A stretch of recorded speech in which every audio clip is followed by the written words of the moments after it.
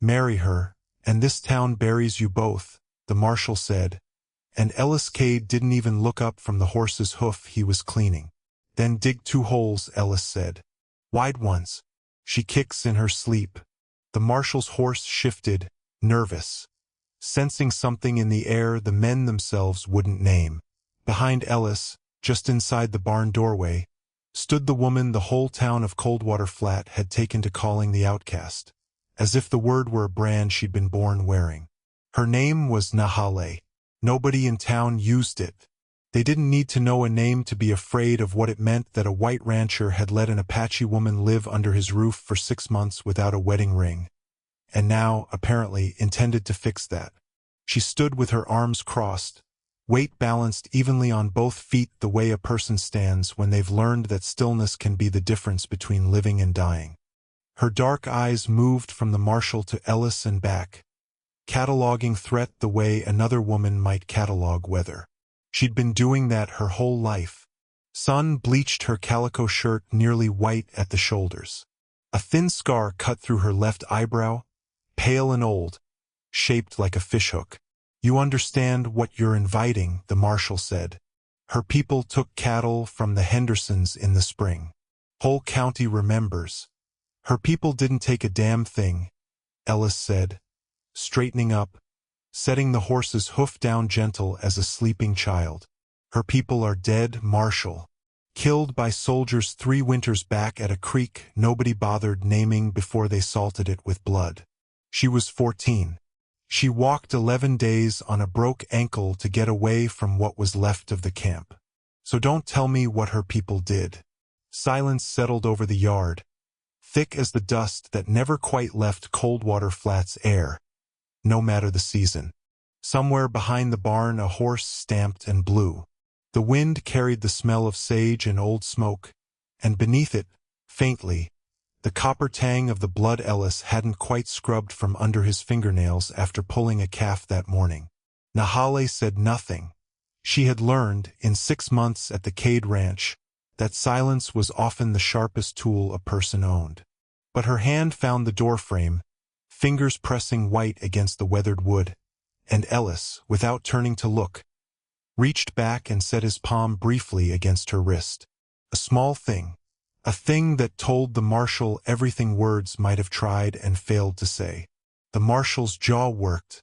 He was not an unkind man, not exactly, but he was a tired one, and tired men in border towns had a way of choosing peace over justice when the two seemed to be fighting each other. There's a vote coming, he said finally.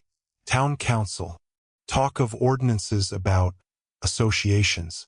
You'd do well to think on that before you do anything foolish, Cade.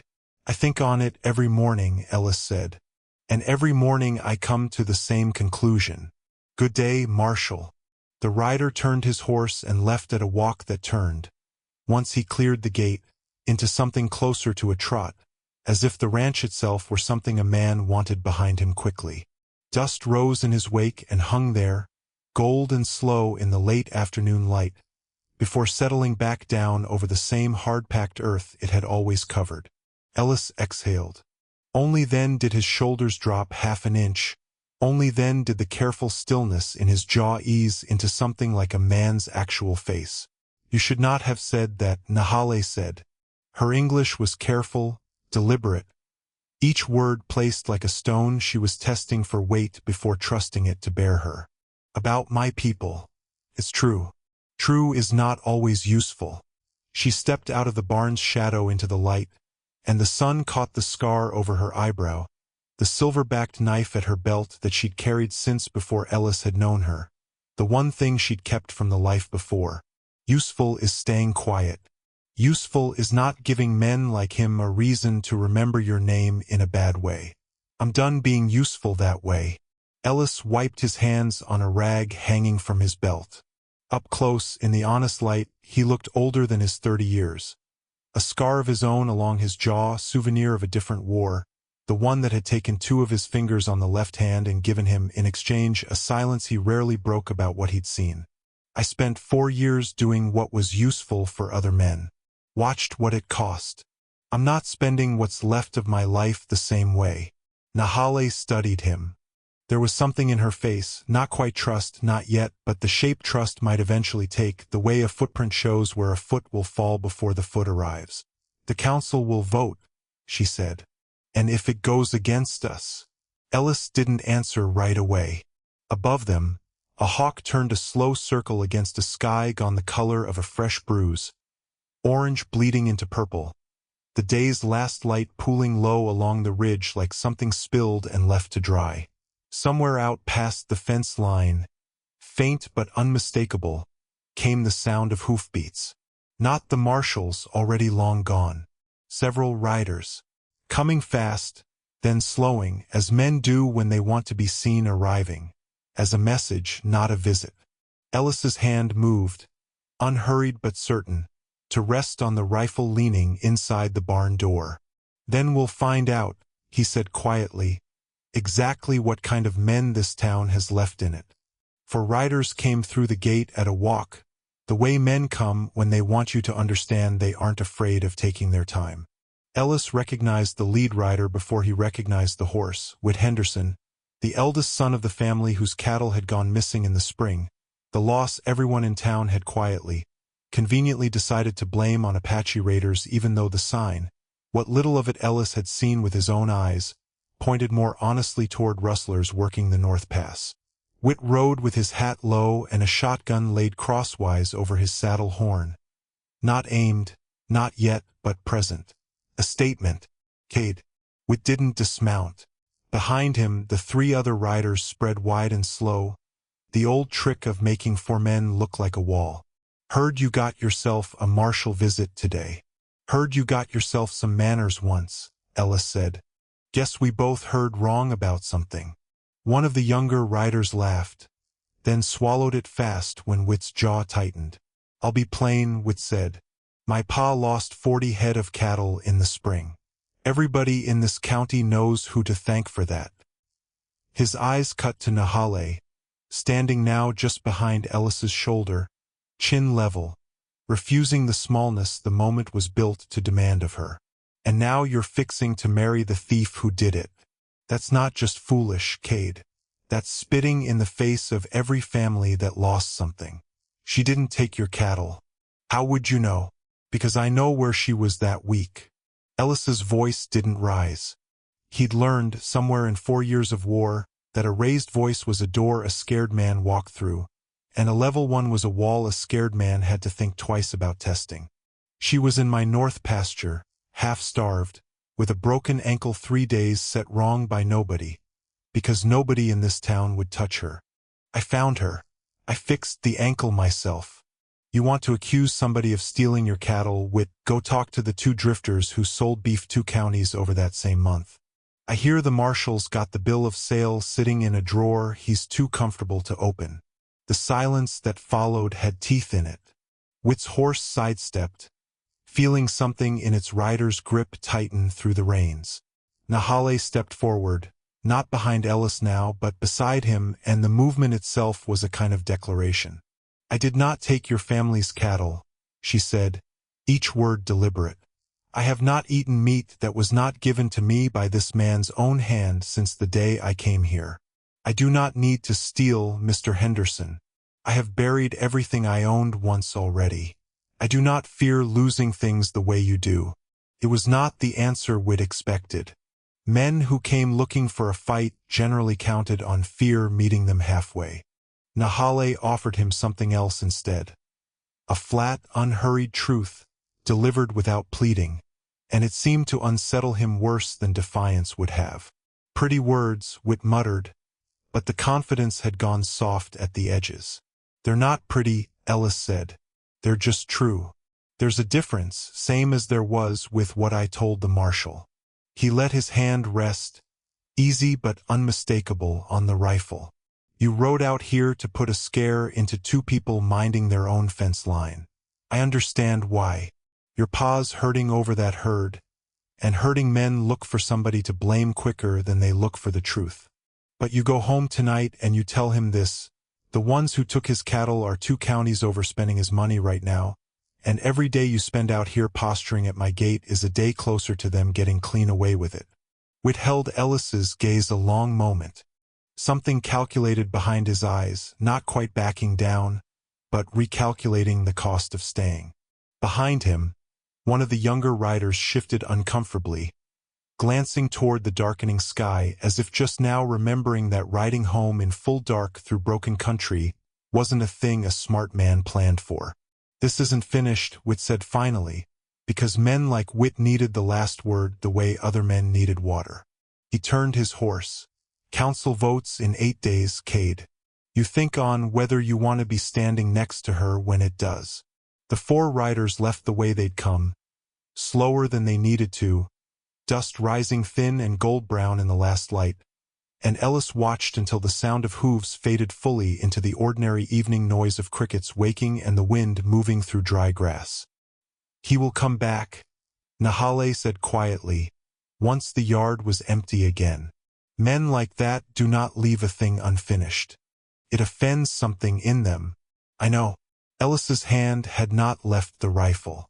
Only now did it fall away, and only now did Ellis let himself look at her fully, really look, the way he'd been careful not to in front of the riders, because a man showing tenderness in front of frightened, angry strangers was a man handing them a place to strike. "I should have kept you inside. Should have let them think what they wanted and settled it myself."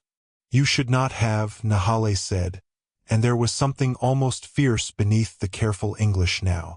"I have spent 3 years letting men decide what I am allowed to say in front of them. I did not walk 11 days on a broken ankle to become quiet again because it is convenient for your safety." She paused. Her hand found the fishhook scar over her eyebrow, an old habit, unconscious. "But I am afraid, Ellis. Not of Whit Henderson. Of the 8 days after this one." Ellis said nothing for a long moment. Then he reached out, slow, giving her every chance to step back if she wanted, and closed his scarred hand over hers. 8 days, he said. "We'll use every one of them." Far off, past the ridge where the last color was bleeding out of the sky, a coyote called once and was answered, not by another coyote, but by the low, distant rumble of what might have been thunder, or might have been something closer, gathering itself in the dark. The storm broke on the 4th night, and it wasn't weather. Ellis woke to the smell of it before he heard anything. Smoke, thin and wrong, carrying on wind that shouldn't have been blowing from that direction. He was off the cot and pulling on his boots before his mind had fully caught up to his body. A habit 4 years of war had burned into him so deep it no longer asked permission. Nahale was already awake, already at the window, the silver-backed knife bare in her hand. "North fence line," she said. "The hay barn." By the time they reached the yard, flame had already climbed halfway up the old barn siding, orange light throwing long, jumping shadows across the packed dirt, smoke rolling black and thick into a sky gone starless with cloud.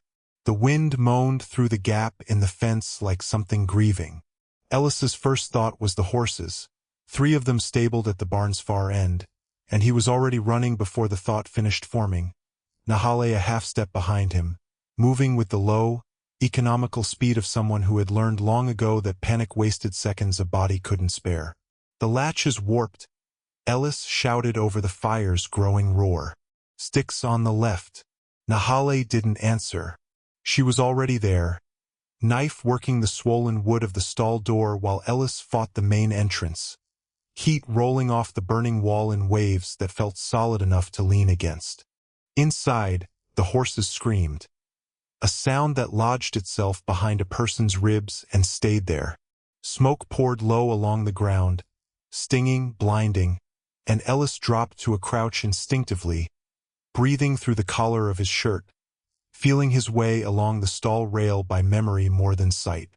The first horse bolted the moment the gate came free, nearly taking Ellis's shoulder with it on the way past. The second followed.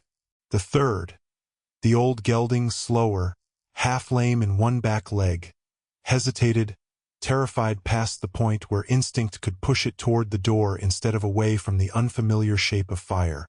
"Go," Ellis said to Nahale, coughing, eyes streaming. "Get clear." No. She was already moving past him, toward the gelding, murmuring low in a language that wasn't English, wasn't anything Ellis recognized, but carried in its rhythm something universal. The sound a person makes to calm a frightened animal, ancient and unteachable. Her hand found the gelding's halter. The horse's ears flattened. Then, slowly, came forward again, some small trust threading through terror. She let it out through smoke thick enough to chew, one hand steady on the lead rope, the other pressed flat against the animal's shaking neck. They cleared the doorway seconds before the roof beam gave. A shuddering groan followed by a crash that sent a fresh column of sparks spiraling up into the black sky like something being released.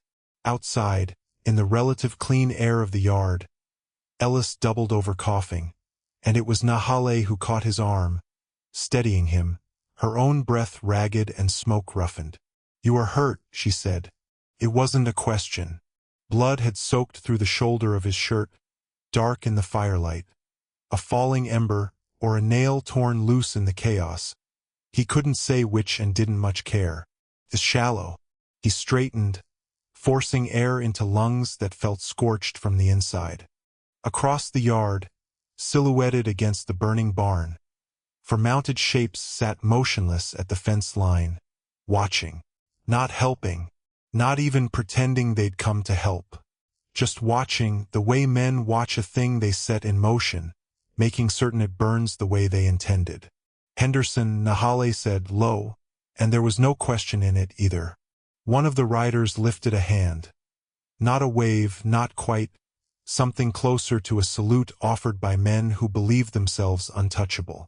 Then they turned their horses and rode into the dark, unhurried, the sound of hooves fading beneath the crackle and collapse of the burning barn until there was nothing left of them at all. Ellis stood in the firelit yard, blood soaking his sleeve, watching the place where they'd vanished. Something in his face had gone very still, not the stillness of shock, but the stillness of a man doing careful arithmetic on what a thing was going to cost, and deciding he could afford to pay it. "They wanted us to see them," he said, "wanted us to know exactly who did this, and exactly how little they fear paying for it." "Then they have made a mistake," Nahale said.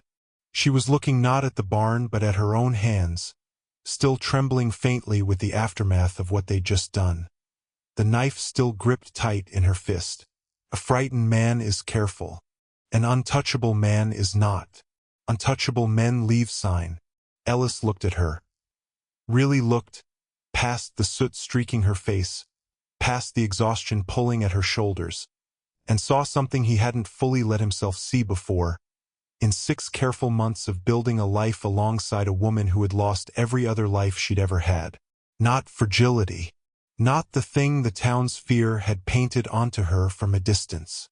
Something closer to iron, tempered by loss into a shape that didn't break. "There'll be a council vote in 4 days," he said. "But I don't think Whit Henderson means to wait for it." "No," Nahale agreed, watching the barn collapse fully in on itself, sparks rising and dying against the black sky. "I do not think he does either." Behind them, the old gelding shifted, calmer now, cropping absently at a patch of grass as if the world hadn't nearly ended around it minutes before. Somewhere in the dark past the fence line, faint but growing, came the sound of a second set of hoofbeats. Slower, more deliberate, a rider who wasn't fleeing but arriving, and Ellis's hand found the rifle he'd carried out into the yard without quite remembering picking it up. "Someone's coming," he said. Nahale's grip tightened on the knife. "Then we find out now," she said, "whether it's an enemy or the first person in this town brave enough not to be one." Word count 1021. The rider was old Sam Ochoa, who ran the livery on the town's east edge and had, in 30 years of quiet dealings, never once picked a side in anything louder than a card game. He pulled up short at the fence line, taking in the smoking ruin of the barn, the blood on Ellis's shoulder, the knife still gripped in Nahale's hand, and for a long moment said nothing at all. Saw the glow from town, he finally offered. Figured somebody ought to come check nobody died. "Nobody did," Ellis said. "This time." Sam dismounted slow, joints stiff with age, and crossed the yard to look at the wound on Ellis's shoulder with the unbothered competence of a man who'd doctored more animals and men than he'd ever admit to. That needs cleaning before it needs anything else. See, Ellis sat, more from exhaustion than obedience, on an overturned water trough near the well. Nahale fetched water without being asked, and Sam worked the wound with quiet, practiced hands. The three of them sang little while the barn behind them settled into embers and the last of the smoke thinned against a sky just beginning, faintly, to gray toward morning. Henderson's boy did this, Sam said. Not a question. You saw them? Didn't need to. Whit's been running his mouth in the saloon all week about teaching somebody a lesson. Man like that, when he stops talking and starts riding quiet at night, that's when you know he's found his nerve. Sam tied off the makeshift bandage and sat back on his heels, studying Nahale with an expression that wasn't quite an apology, but was reaching in that direction. Town's been unkind to you. I know it. Told myself it wasn't my business to say different. That was a coward's peace, and I'm old enough now to be tired of keeping it. Nahale said nothing for a moment, turning the water bucket handle slowly in her hands. When she spoke, her voice was quieter than it had been all night. Coward's peace, she repeated. That is a good name for what this town offers. Quiet so long as no one is asked to choose. That's fair, Sam said. It is not a complaint, she said. It is only true. She set the bucket down and, after a moment's hesitation, reached into the collar of her shirt and drew out something on a thin leather cord. A small carved token, weathered smooth by years of handling, shaped like a running horse. This belonged to my mother. It is the only thing I carried out of the camp that was hers and not simply mine to survive with. I have shown it to no one since I came to this ranch. She held it a moment longer, firelight from the dying embers catching its worn edges, before letting it settle back against her chest. I show you now because you rode out in the dark for people this town has told you are not worth riding for. That is not nothing, Sam Ochoa. Sam's throat worked. He looked away, toward the wrecked barn, and cleared it before he spoke again. My grandmother was Yaqui, he said, gruff like the words cost him something long saved up. Never told a soul in this town. Watched my whole life how they treated anybody who looked different than they wanted their neighbors to look, and I made myself small so it wouldn't happen to me. Been small so long I forgot there was another way to stand. He met her eyes now, steady. Reckon I'm done being small too, if a woman half my age can find the nerve after everything that's been taken from her. Ellis, watching the two of them, felt something loosen in his chest that had been wound tight since the marshal's visit. Not relief, not yet. Not with Whit Henderson still out there somewhere in the dark nursing whatever came after tonight's fire. But something adjacent to hope. Proof that the town wasn't only the 4 riders who'd watched a barn burn without lifting a hand. The council votes in 4 days, Ellis said. If men like Whit mean to settle this before then, we'll need more than good intentions standing with us. There's others, Sam said. Quiet ones like I was. The Delgado family. The widow Aldous, who's got no love for Henderson since his father cheated her husband out of grazing rights years back. More than you'd think, once somebody shows them it's safe to stop being small. He pushed himself up off his knees, wincing at the effort. I'll ride to them tomorrow. Won't promise you an army, Cade, but I'll promise you it won't just be the 2 of you standing in that council room. He mounted his horse and paused, looking back once more at Nahale. Your mother's people, he said. What tribe? Chiricahua, she said. Though there is little enough of that word left walking free in this territory to make it mean what it once did. It means something tonight, Sam said, and rode off into the graying dark, the sound of his horse's hooves fading slow across the flattened grass.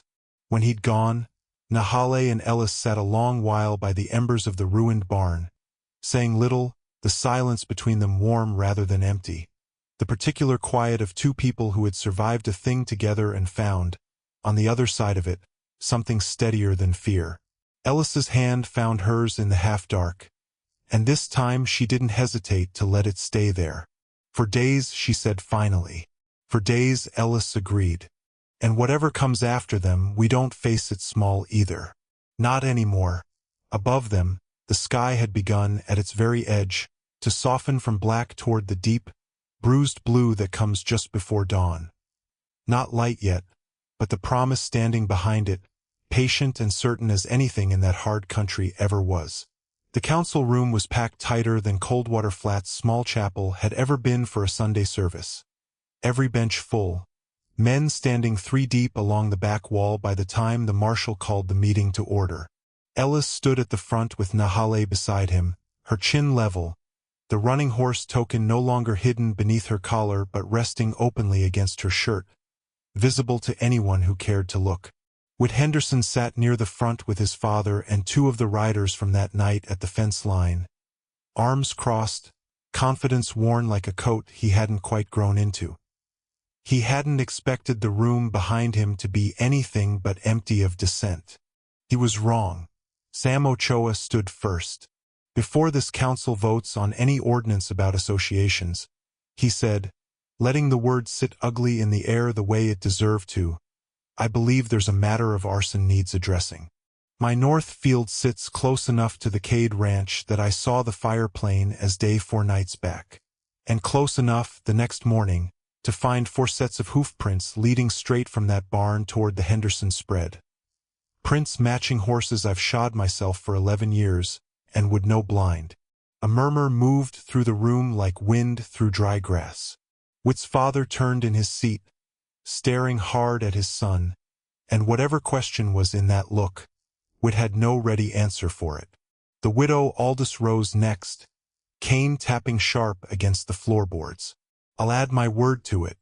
I've no cause to protect an Apache woman I've exchanged perhaps a dozen sentences with in 6 months. I've every cause to remember what Henderson's father did to my husband's grazing rights, and I've watched this family use fear of outsiders to cover their own dealings more than once. Seems to me the only thief this county's ever reliably had is sitting in the second row. More voices followed, the Delgado family, then 2 ranch hands Ellis barely recognized. Then, hesitantly, a shopkeeper's wife who admitted she'd sold flour to Nahale on quiet mornings and found nothing in the woman to fear beyond what the town had told her to feel. It wasn't an army, as Sam had promised. It didn't need to be. It was enough people standing up, one after another, to show the room that silence had never been consensus. Only cowardice wearing consensus's clothes. The marshal, watching the tide turn beneath him, cleared his throat. Whit Henderson, anything to say to these accusations? For a long moment Whit said nothing. Then, slowly, something in his shoulders gave way. Not confession exactly, but the particular collapse of a man who has run out of rooms to hide his fear in. My pa lost 40 head, he said, voice tight. Lost more than that. Real quiet, these last years. And I watched him drink himself smaller every season pretending it wasn't happening. I needed somebody to be the reason. Needed it bad enough I didn't look too close at whether it was true. He glanced, briefly, at Nahale, and something almost like shame crossed his face. It wasn't true. I knew it wasn't most nights. I burned that barn anyway. His father, beside him, put his face in his hands. The marshal exhaled, long and heavy. The sound of a man relieved to finally have solid ground to stand judgment on. Then this council has its answer, he said. Ordinance is withdrawn. Whit Henderson, you'll answer to the circuit judge for arson when he passes through next month, and you'll make restitution to Ellis Cade for the barn. He looked, for the first time all evening, directly at Nahale, not with the wariness of before, but something closer to a reluctant, overdue respect. Mum, this council apologizes for the harm its silence allowed. It wasn't everything. Ellis knew, watching Nahale's face, that no apology delivered 8 days too late could undo 3 years of a town's fear, or the bone-deep exhaustion of having survived first a massacre and then a slower, quieter kind of siege built from suspicion and closed doors. But it was something. It was the room choosing, finally and publicly, not to be small. Outside afterward, the two of them stood together on the chapel steps while the crowd dispersed in twos and threes into the ordinary business of an evening. Men who, a week before, wouldn't meet Nahale's eyes now nodding to her as they passed. Small gestures that cost them nothing and meant, nonetheless, something. "You are quiet," Ellis said. "I am thinking," Nahale said, "that I did not walk 11 days on a broken ankle so that a room full of frightened men could eventually decide I deserved to be believed." She looked at him, and there was no anger in it, only a hard one, weathered clarity. "But I will take it. It is more than this territory has ever offered before, and I have learned to build a life from what is offered rather than wait forever for what is owed." Ellis took her hand, the scarred one meeting the steady one, and together they walked down from the chapel steps into an evening gone gold and soft at its edges, the rebuilding of the barn already planned for the following week, the whole ranch waiting for them at the end of the road like a promise finally free to be kept. They were married the following spring, in a ceremony small enough to fit inside the rebuilt barn itself, attended by Sam Ochoa and the widow Aldous and a scattering of others who had chosen, on one hard night, not to be small anymore. Nahale wore her mother's running horse token openly at her throat, and when the marshal, invited this time as a guest rather than a warning, asked what name she wished recorded in the county ledger, she gave both, the one the mission school had once tried to erase, and the one her mother had spoken over her the day she was born. Years later, travelers passing through Coldwater Flat would sometimes ask about the ranch at the north end of the valley, and the old-timers who remembered would tell it plain. How a rancher and a woman the town once called an outcast had stood together against a fire meant to burn them out, and how the whole county, slowly and imperfectly, had learned to stand beside them instead. If you rode out that far and asked to see the barn, you'd find, carved into the beam above the door where anyone entering could not help but see it, two names side by side, and beneath them, small enough that you had to look close to find it, a single running horse, worn smooth by a hand that touched it every morning on the way out to face whatever the day required.